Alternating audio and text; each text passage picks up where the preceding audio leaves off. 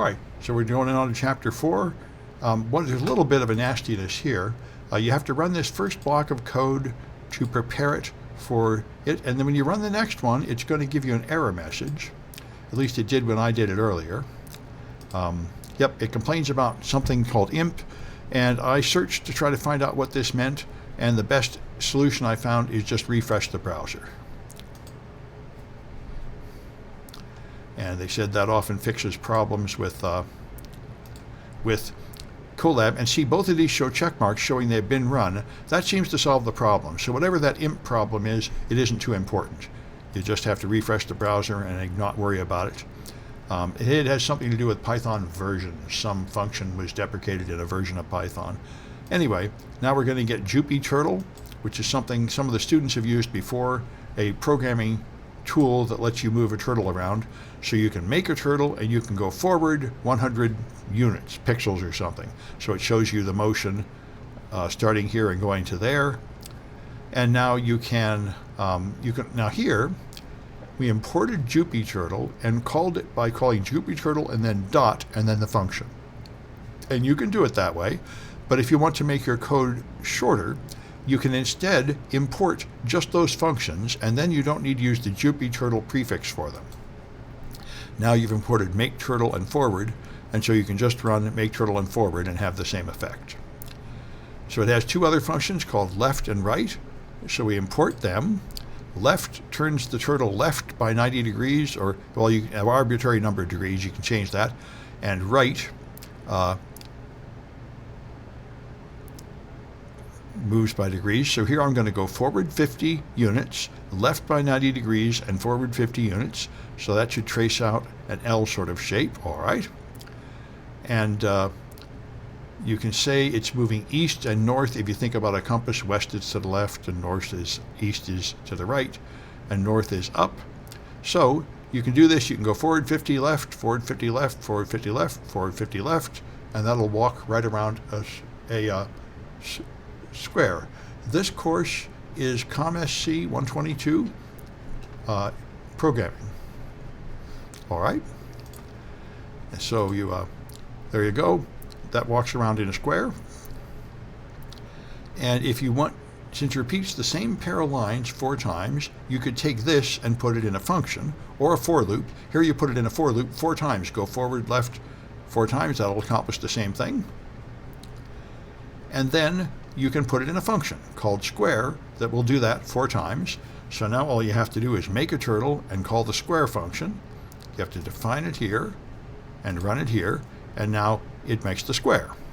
So that's encapsulation, putting code in a function, and that gives you a name for the code that might make it more clear what it does. Here we've got inside the size of the square was always 50 here. You could also feed in the length as a parameter, and now the forward length is variable. So now you can make squares of various sizes. This will make a small square and a big square.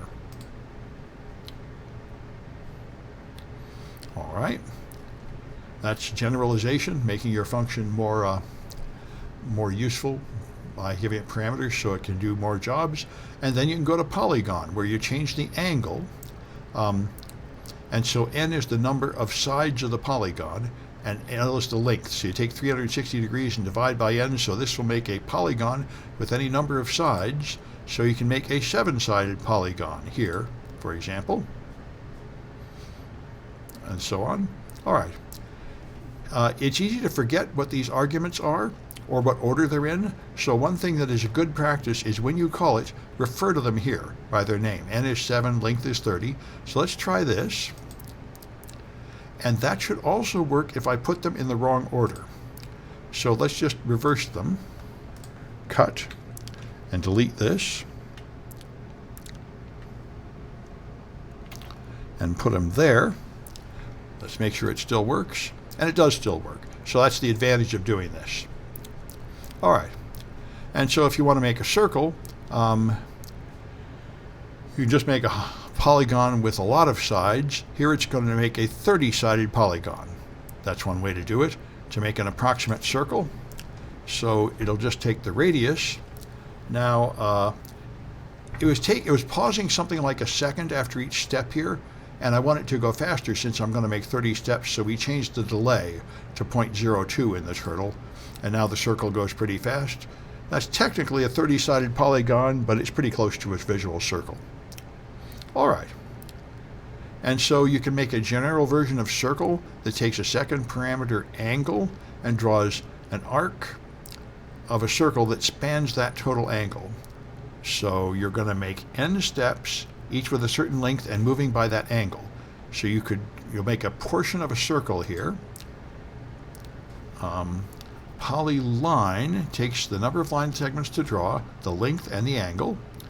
Now you can make polygon use polyline, where it's just going to translate the parameters and pass them into polyline. And so you'll get, now you can make something that will draw part of a circle, arc with radius and angle. So it'll be this circle of this radius with an angle of that much angle of the circle written. And so now that would do 360. Now this one here will make a circle with a radius of 10. It's going to make a polygon, okay, with length of 9. We're going to run it as fast as possible. So there, it's made one circle, it made a small part of a circle, and another wrap around a full circle. All right, that's the sort of thing you can do here. All right, and now that you're calling, one function is calling another, you can make a stack diagram showing the parameters and all the functions here that we're using. All right.